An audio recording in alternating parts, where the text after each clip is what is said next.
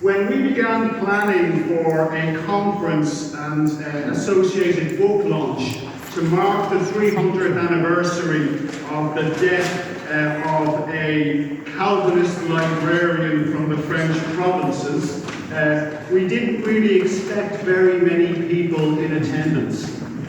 But here you are. We're delighted to have dragged you away from Strictly Come Dancing. We have a number of speakers here this evening, and my job is just as MC to welcome you and to introduce the speakers. I want to start though by thanking the Dean of St. Patrick's, Dr. William Morton, for making this beautiful space available to us. I'm also grateful to Louis Parmenter and his staff for facilitating this event. The conference held over this weekend, Friday, Saturday and Sunday, has been made possible by the generosity of two descendants of Élie Bouhéreau, Robert Yeoman and Dr. Dan Tierney and his family. Unfortunately, Bob and Dan cannot be here this evening with us. They both find themselves having to be on the other side of the Atlantic, but they do send their very best wishes, and they will be represented here by members of their family. This reception has been funded by another descendant of old Élie, Mark Tierney of Crabtree Capital. And Mark really was instrumental in putting Marshall's Library together with the Bouhéreau family and making this weekend happen, both the book launch but also the academic conference. At the earliest stages of the project to produce this diary, which began way back now it seems in 2015, Niamh and Philip Maddock of Providence, Rhode Island, made a generous grant to the library to begin the work of transcription and translation. And throughout the intervening 4 years, the Ireland funds have been very generous friends to Marshall's Library in this project. So I'm going to be joined on stage today by a number of people. The first will be Professor John McCafferty of the Irish Manuscripts Commission, and then we will hear from Marina Hunter, a niece of our good friend Bob Yeoman. She'll then be followed by Donald Tierney, a son of Dr. Daniel Tierney, and the sponsor. And then the sponsor of this launch, Mr. Mark Tierney, will say a few words before we conclude the formal part of the book launch by Mr. Lionel Paradisi Columba, who is standing in as the Deputy Head of Mission of the French Embassy in Dublin for the Ambassador who has been called away at short notice, and sends his regrets and his regards. So without further ado, if I could call on Professor John McCafferty to address us.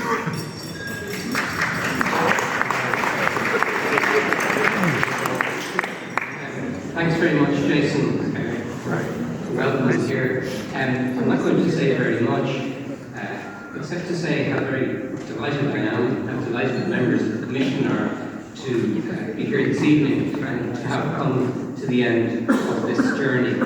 The Irish Manuscripts Commission was founded in 1928, and I always love this, by a warrant of the executive of the Irish Free State Government. And we've continued in the 91 years since then to produce editions of manuscripts of the highest value and of the greatest importance. It is often thought that the Manuscripts Commission was engaged in undoing the damage of the fire and explosion of 1922, during which so much of the manuscript culture and records of Ireland were destroyed. But the other task of the Commission was to seek out new manuscripts and bring them to the attention of the public. The first chairman of the Commission and my predecessor, Professor Owen MacNeill, who's known for various activities involving boundary commissions, Easter Risings, early Irish history, died in 1945. And in his obituary, one of his very close friends wrote of him, I thought this was especially significant for this evening, that nothing Irish was alien to him. Owen MacNeill's concept of what it was to be Irish was also to be profoundly European, and to be profoundly civilised. And everything that is Irish is European. And Irishness encompasses every kind of identity, and it certainly encompasses a French Calvinist identity. And that is why we are so proud to be involved in the publication of this volume tonight and associated with this conference.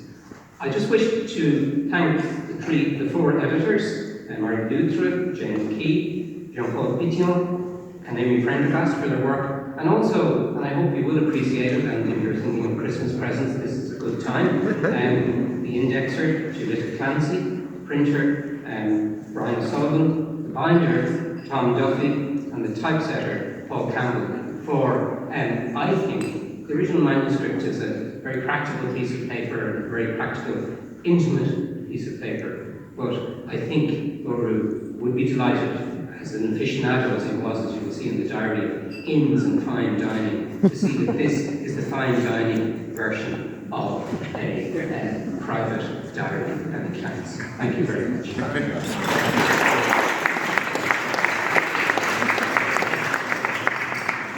And I call now on Marina Hunter to say a few words. Thank you, Jason. Very Reverend Dean and other members of the Cathedral Chapter and honoured guests.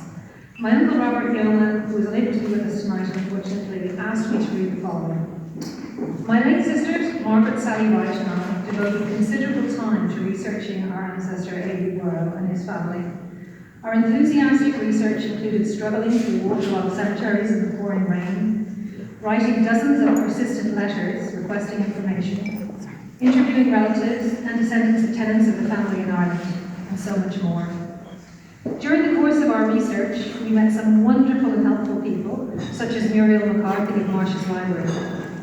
The results of our efforts enabled us to put together a family history. Élie's diary was a very important component of this family history. It was our hope that one day the diary would receive the professional attention it deserved to be published, and this is a wonderful day for us. On this occasion, I would like to say a few words about someone we got to know during the course of our research, someone who played a pivotal role in Élie's life. And as we are in the Lady Chapel of this great cathedral, it is a fitting place to mention Marguerite Massieu, his wife. She did a great deal of the heavy lifting during their marriage. It was Marguerite who looked after their large family during Élie's frequent and long absences. After Élie was banished from La Rochelle, Marguerite played a vitally important role in organising the escape of herself and her children from that city. The stress that Marguerite was undergoing at this time is beyond imagination, not only due to her husband's absence, but also because her home was occupied by a cavalry unit. Its presence was both a further punishment of Élie and a deterrent to escaping. This punishment, of course, included the feeding and housing of soldiers and their horses. Nevertheless, despite the watchful eyes of the soldiers, this brave woman organised and successfully implemented a complicated escape plan for herself and her children. The latter stages of this plan saw Marguerite running for her life in darkness through a labyrinth of cobblestone alleyways to reach the docklands. Post Tenebras Lux, after darkness light, was a saying which sustained the Huguenots during troubled times.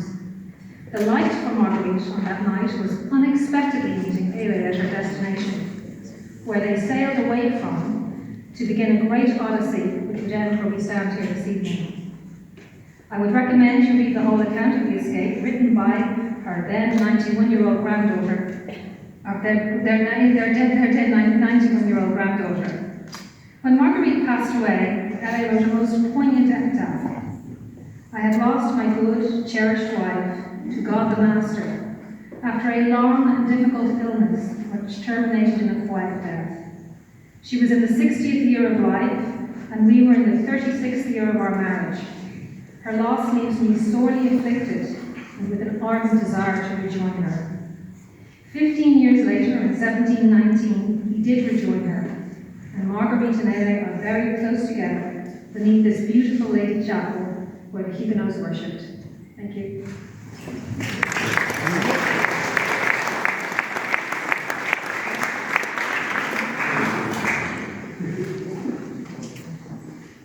And I'd like to call now on Donald Tierney to say a few words words on behalf of his father, Dan.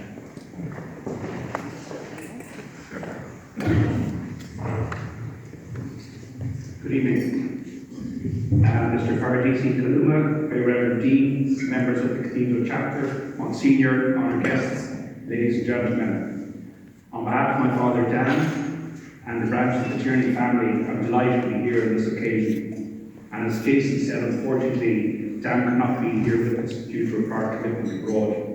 But he's asked me to speak on behalf of our family. Élie died 300 years ago in 1719 and is buried here in the Lady Chapel along with his wife, mother and other members of his family. This is where they worshipped as Bouhéreau refugees after they found shelter in Dublin. And the gathering of so many members of his family here this evening to launch an edition of his diary and financial accounts is very fitting. We are an 8th, 9th generation of Élie, and we're very proud of his legacy, and indeed of all the Huguenots generally, and here in Ireland. One only can be intrigued by the pioneering role that they played in shaping so many aspects of our life today. It is for this reason we're privileged to sponsor the academic conference over this weekend in Marsh's Library, which is tied in with the launch of this diary tonight. The conference involves speakers from the United States, Canada, France, the Netherlands, Switzerland, New Zealand, the UK and Ireland. And they're looking at lots of different aspects of Élie's life and times. The rich collection of books and manuscripts that Élie left to Marsh's Library means there's a lot of evidence about how he lived his life and the mark that he made upon his family, friends and colleagues. It is also possible to situate Élie within the broader context of the 200,000 Huguenots who fled France after Louis XIV revoked religious toleration in 1685. The diary that is being launched tonight is a fascinating piece in the jigsaw of his life. It begins with him running from France with his family and ends with him dying next door in Marsh's Library. He was an intriguing individual, and it's right that his diary is launched here this evening, 300 years after he died in 1719. And it's right that leading scholars of France and Huguenots have come here from across the globe this weekend to study Élie and his place in the wider age of Louis XIV. My family are delighted to be part of this conference in association with the Marsh's Library, with the Marsh Library. Finally, I'd like to thank Dr. Jason and all the people at Marsh Library and beyond who made this weekend possible. And I hope you enjoy tonight and the rest of the conference. Thank you.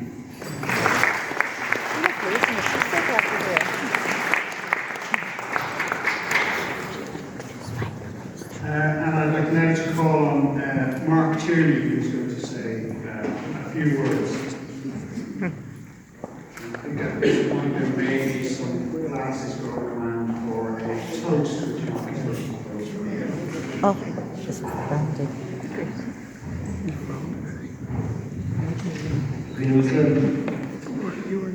Ladies and gentlemen, mesdames et messieurs, bonjour there, welcome all individuals. To emphasize the genetic ties that bind us, Bill Bryson, in his book, A Short History of Nearly Everything, jokes, when someone boasts to you that he is descended from Shakespeare or William the Conqueror, you should answer at once, me too.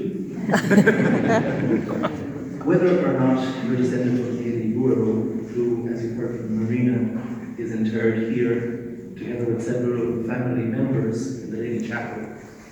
What brings us together this evening is our interest in his diary, which begins Après la révocation de l'édit de Nantes sur la fin de 1785 et les diverses persécutions exercées contre les protestants en France, je remercie ce que je puis de ma famille et je passais en Angleterre au mois de janvier 1686.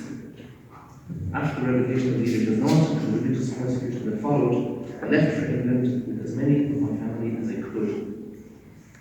Left behind, sadly, was his youngest daughter, Magdalene, who, held in the French convent, died alone 4 years later, aged 12, despite Élie's attempts to have her set free. My wife, Gunil, and I had a daughter, Kathleen, just a little bit older. On an otherwise sunny early morning in La Rochelle this summer, the clouds literally closed over the Vieux Port as we reflected on what must have been, for the whole family, an agonizing separation. Through Marina, my cousin Bob rightly reminded us to recognise Élie's wife Marguerite Passion on her own terms. Similarly, while it's right and proper that you should deliberate the remarkable life of Élie Bouhéreau and the world of the humanoids this weekend, let us also spare thought through the mists of time for Magna. Changing gears slightly, when Jason first raised the prospect of this conference, he expressed the hope that, notwithstanding its academic nature, it would touch on socio-political themes of exile, refuge and toleration, important then and now. This led me to think of the plight of the many Irish who, soon after Élie's family found refuge here, would find it necessary to make the opposite journey, so to speak, and it prompted me to reach out to Maurice Hennessy of the celebrated Cognac family, just down the road, as it were, from La Rochelle. Knowing he would be unable to be here, Maurice immediately offered to help, in his own words, repair any argument by having some cognac sent to this gathering, to be taken, dare I say, ecumenically, neat or mixed according to your preference. The XO was better. He also supplied my finishing line. There is little doubt that Ireland was good to Élie, to his family, and to us. Let us give Élie, his cherished wife Marguerite, and other family members interred here, the gentlest of Irish wakes. To Maurice's apposite toast, so I hope you've got glass and pen. Not quite. So in Maurice's words, the important matter is the Irishness. To the Irishness. Cheers. I wish you all one continuation. That was outstanding.